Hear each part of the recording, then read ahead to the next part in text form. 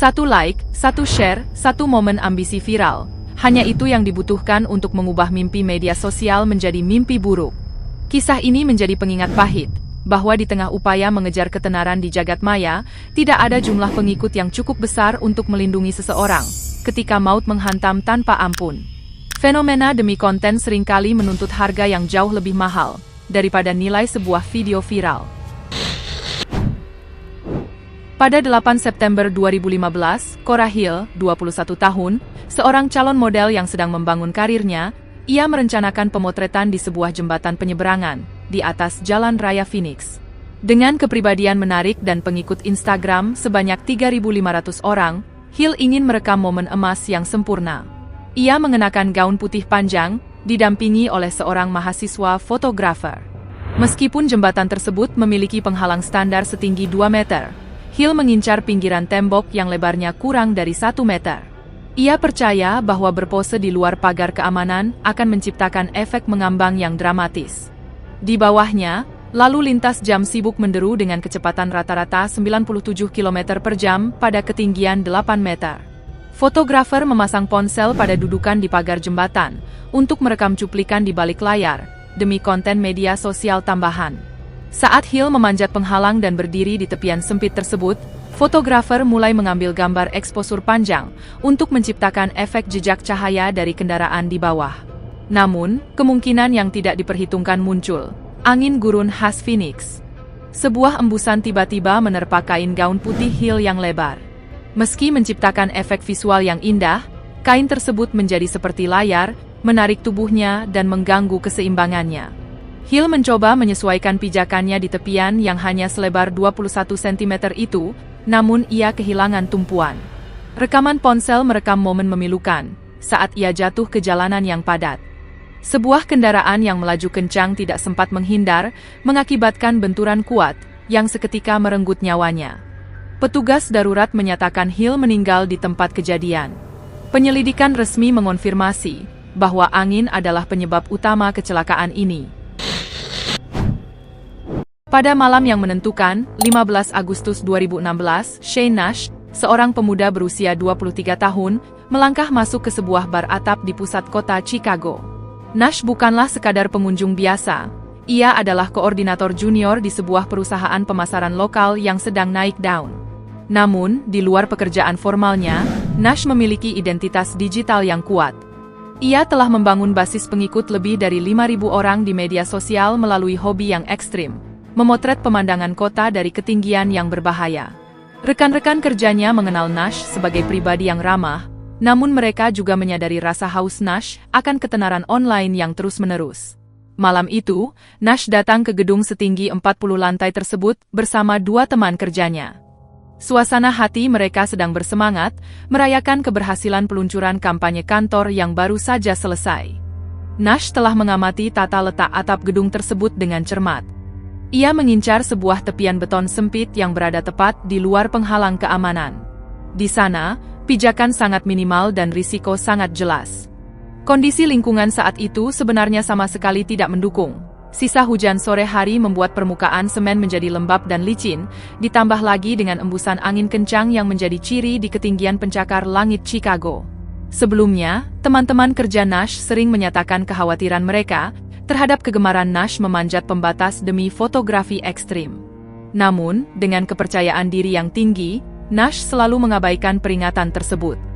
Baginya, ia adalah pengendali situasi yang berpengalaman, mengingat selama 18 bulan terakhir, akun media sosialnya telah dipenuhi puluhan foto serupa, dari berbagai gedung dan jembatan tinggi. Selama pertemuan 2 jam di bar tersebut, Nash mengonsumsi sekitar 3 botol minuman beralkohol. Meski demikian, ia tidak tampak mabuk di mata teman-temannya. Di sisi lain, meskipun pihak manajemen bar telah memasang tanda keselamatan yang melarang pengunjung memanjat pembatas, pengawasan di area tersebut masih sangat bergantung pada kepatuhan masing-masing pengunjung. Saat itu waktu menunjukkan momen emas, saat cahaya matahari terbenam, adalah momen paling sempurna untuk difoto. Nash memutuskan untuk beraksi. Ia memanjat pembatas keamanan, dan berdiri di tepian sempit dengan punggung menghadap jurang sedalam 122 meter. Seorang teman kerja memegang ponsel Nash, untuk mengambil foto dengan latar belakang cakrawala kota yang megah. Tanpa mereka sadari, seluruh rangkaian kejadian ini terekam dengan jelas oleh berbagai sudut kamera keamanan gedung. Tragedi terjadi dalam sekejap mata. Sebuah hembusan angin kencang tiba-tiba datang bersamaan dengan gerakannya. Angin tersebut menarik bajunya, sehingga mengganggu keseimbangan Nash saat ia bergerak di atas tepian yang licin. Rekaman keamanan menunjukkan momen mengerikan saat tubuh Nash jatuh, sebelum akhirnya terhempas ke trotoar di bawah. Rekan kerja Nash segera menghubungi layanan darurat 911 dengan panik. Meski para medis tiba dalam hitungan menit, mereka hanya bisa menyatakan bahwa Nash telah meninggal di tempat akibat benturan yang tidak mungkin diselamatkan. Pihak berwenang segera mengamankan lokasi dan mulai memeriksa saksi-saksi, termasuk puluhan pejalan kaki yang menyaksikan kejadian traumatis tersebut secara langsung. Ironisnya, sebuah unggahan terjadwal di akun media sosial Nash tetap menayangkan foto terakhir yang diambil beberapa saat sebelum kematiannya, seolah-olah ambisi digitalnya terus hidup, meski raga sang pemilik telah tiada. Pasca insiden, manajemen gedung melakukan evaluasi besar-besaran, dengan menambah tinggi pembatas keamanan dan memperketat rambu peringatan. Keluarga Nash sempat mengajukan klaim perdata, namun detail penyelesaiannya tetap dirahasiakan dari publik. Penyelidikan resmi oleh kantor koroner menyimpulkan bahwa penyebab kematian adalah trauma benda tumpul akibat jatuh dari ketinggian, dengan kadar alkohol yang masih di bawah batas legal. Kasus ini akhirnya ditutup 6 minggu kemudian tanpa tuntutan pidana. Jatuhnya Shane Nash menjadi sebuah catatan kelam, bahwa di balik keindahan satu lembar foto di layar ponsel, terdapat risiko yang tidak mengenal tombol batal. Tantangan internet seringkali menjanjikan ketenaran instan, namun bagi sebagian orang, ia menjadi jebakan maut yang tak terelakkan. Sadie White adalah salah satu dari sekian banyak individu yang terpikat oleh tren berbahaya, di mana para peserta memposisikan diri mereka di antara rel kereta api demi sebuah rekaman video.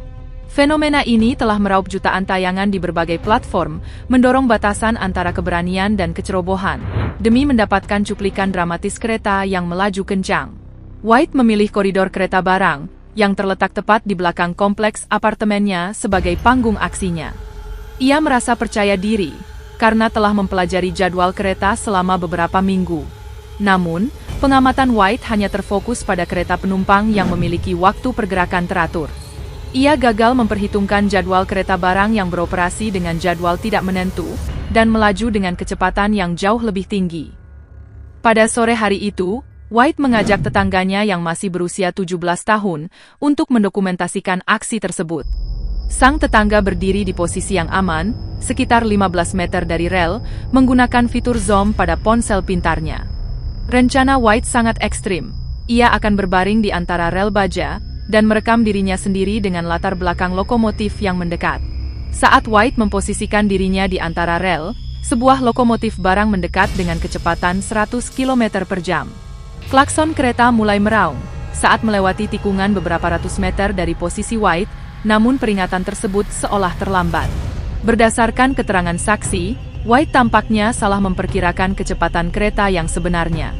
Ketika lokomotif semakin dekat, getaran rel yang semakin kuat mulai mengguncang tubuhnya. White mencoba bangkit untuk menjauh, namun ia kehilangan pijakan di atas tumpukan batu yang tidak rata. Jarak yang tersisa sudah terlalu sempit. Ia tertabrak oleh lokomotif saat rangkaian besi raksasa itu melintas. Meski awak kereta segera melakukan pengereman darurat, berat beban kereta barang tersebut membuatnya baru bisa berhenti, setelah melaju sejauh lebih dari 1 km dari titik tabrakan. Layanan darurat tiba 12 menit setelah tetangga White melakukan panggilan panik ke 911. Sayangnya, White dinyatakan meninggal di tempat akibat trauma benturan benda tumpul yang sangat berat. Polisi kereta api segera melakukan penyelidikan, di mana rekaman ponsel yang terjatuh di lokasi kejadian menjadi bukti kunci mengenai rangkaian peristiwa tragis tersebut.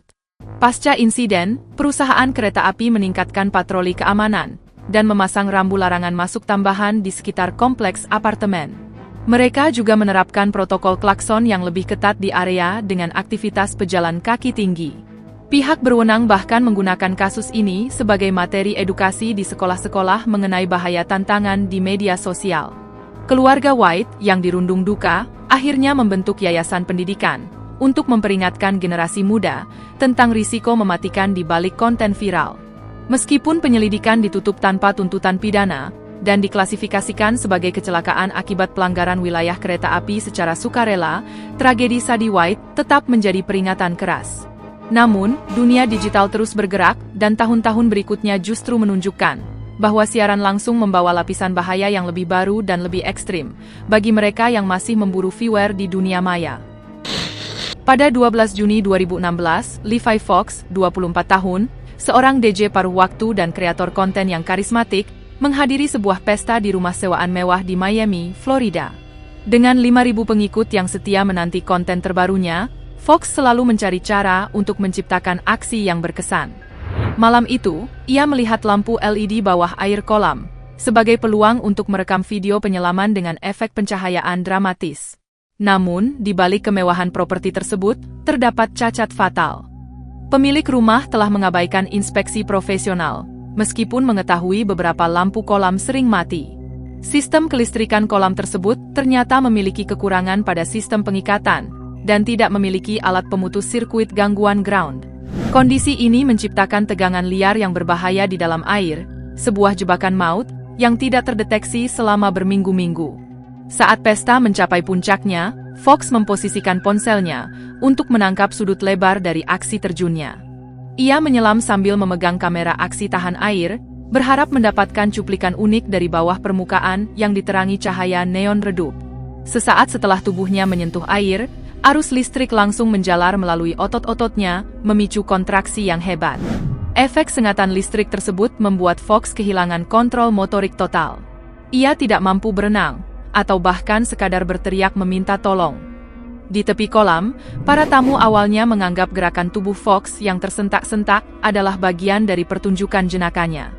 Namun, keceriaan itu berubah menjadi horor saat mereka menyadari bahwa Fox tidak sedang berakting, ia sedang meregang nyawa di depan mata mereka. Keadaan darurat mulai disadari ketika seorang tamu merasakan sengatan saat menyentuh air. Setelah aliran listrik diputuskan secara paksa dari panel utama, tubuh Fox ditarik keluar dalam keadaan jantung berhenti. Meski upaya CPR segera dilakukan oleh para tamu, dan dilanjutkan oleh tim penyelamat yang tiba 11 menit kemudian, nyawa Fox tidak tertolong. Ia dinyatakan meninggal 45 menit setelah kejadian. Rekaman video dari ponsel Fox, yang awalnya dimaksudkan untuk merayakan kemeriahan pesta, justru berakhir tragis. Di dunia yang terobsesi dengan konten, risiko yang seringkali terlihat jelas seringkali terabaikan. Kisah ini menjadi monumen peringatan bahwa tidak ada jumlah pengikut atau engagement yang sepadan dengan nyawa manusia. Pada 4 Juli 2023, bahaya media sosial berevolusi melalui fitur siaran langsung. Jules Wood, 26 tahun, seorang pelatih kebugaran dengan 3.000 pelanggan, mencoba melakukan lompatan tebing di Danau Tahoe, Nevada. Dengan tubuh atletis dan sikap percaya diri, Wood merencanakan aksi salto depan dari formasi granit setinggi 26 meter untuk merayakan hari kemerdekaan secara live. Meski terbiasa dengan tantangan fisik, Wood tidak memiliki pengalaman menyelam formal. Ia mengabaikan rambu peringatan tentang bebatuan bawah air dan kedalaman yang bervariasi. Saat ratusan penonton menyaksikan melalui layar mereka, Wood melakukan ancang-ancang lari sejauh 5 meter dan melompat. Namun, ketidakberpengalannya menyebabkan rotasi tubuh yang berlebihan. Alih-alih mendarat dengan kaki, kepala dan leher Wood membentur batu granit yang terendam tepat di bawah permukaan air. Benturan tersebut menyebabkan cedera tulang belakang leher yang parah, melumpuhkannya seketika di dalam air. Seorang pendayung kayak yang berada di dekat lokasi segera berusaha mengevakuasi Wood yang mengapung tak sadarkan diri. Tragisnya, siaran langsung tersebut terus merekam upaya penyelamatan yang mencekam, hingga baterai ponsel habis. Petugas medis yang tiba 22 menit kemudian menyatakan, Wood meninggal di tempat karena trauma tulang belakang dan tenggelam. Rekaman siaran langsung selama 12 menit tersebut menjadi arsip investigasi pihak berwenang. Kisah Shane Nash, Sadie White, Joel Wood, Levi Fox, dan Cora Hill adalah pengingat keras bagi kita semua. Di balik layar ponsel yang menampilkan keindahan, keberanian, dan kemewahan, terdapat bahaya yang mengintai. Mengejar angka pengikut dan jumlah penonton memang bisa memberikan kepuasan sesaat, namun mengabaikan nyawa demi satu konten viral adalah harga yang terlalu mahal untuk dibayar. Terima kasih sudah menonton. Jika Anda menyukai video ini, jangan lupa like, subscribe, dan aktifkan notifikasi agar tidak ketinggalan kisah kami selanjutnya. Sampai jumpa di video berikutnya.